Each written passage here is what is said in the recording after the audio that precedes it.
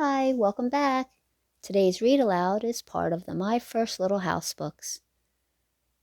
Prairie Day.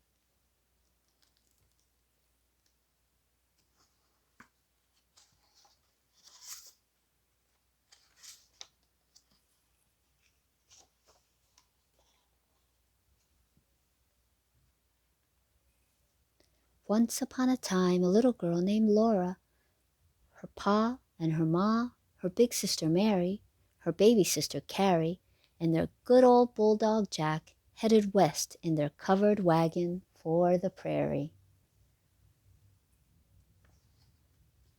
They drove through the snowy woods until they came to the town of Pepin. Pa went inside the store to trade his furs for things they would need on their journey. Ma and Laura and Mary ate bread and molasses in the wagon, and the horses ate corn from the nosebags.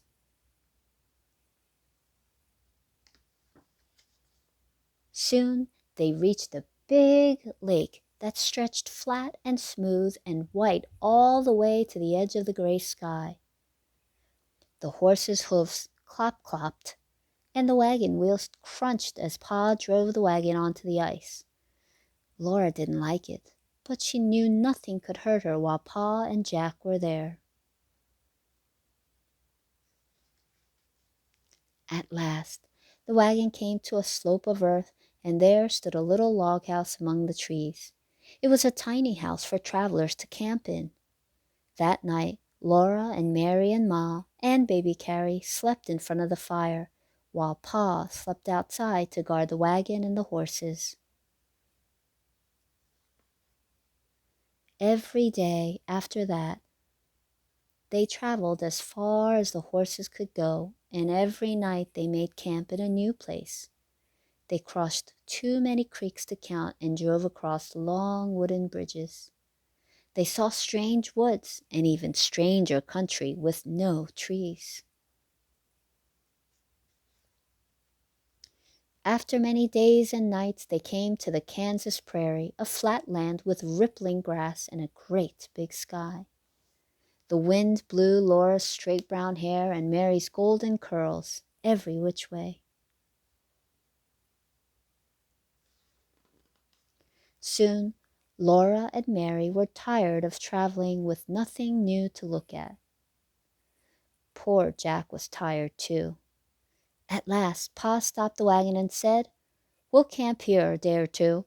He unharnessed the horses, and they rolled back and forth and over until the feeling of the harness was all gone from their horses.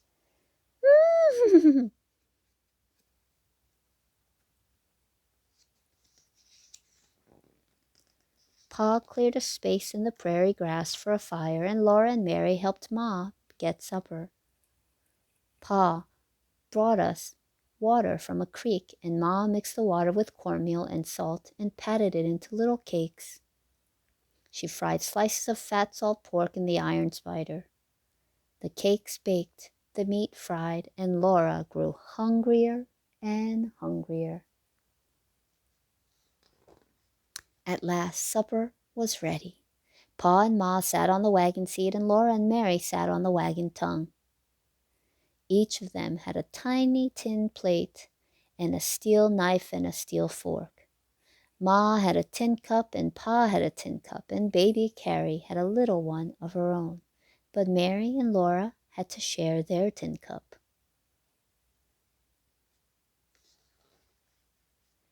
While they were eating supper, the prairie became dark and still, and soon it was past bedtime. Mary and Laura put their long nightgowns on, said their prayers, and crawled into their little bed in the wagon. The next morning, they all sat on the clean grass and ate pancakes and bacon and molasses. All around them, tiny birds were singing and swinging in the tiny voices. "Dicky, Dicky," Laura called to them. "Eat your breakfast, Laura," Ma said. "You must mind your manners, even if we're 100 miles from anywhere."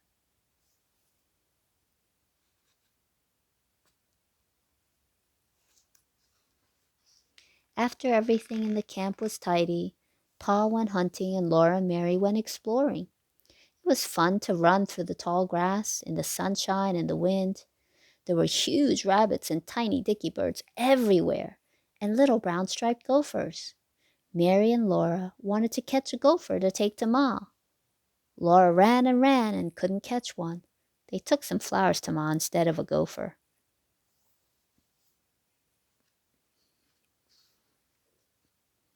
Before long, the sun was low and Pa was coming across the prairie.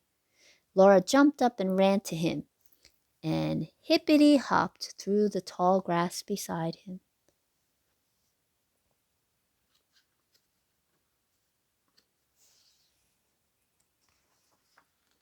That night after supper, Pa's fiddle sang in the starlight.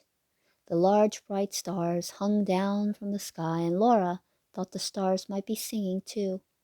Soon it was time for little girls to be in bed, so Ma tied on their nightcaps and tucked them into bed.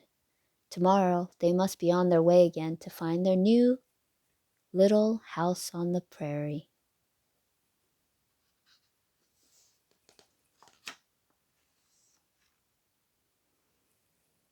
The end. I hope you enjoyed today's read aloud of The Prairie Day. Until next time, see you real soon.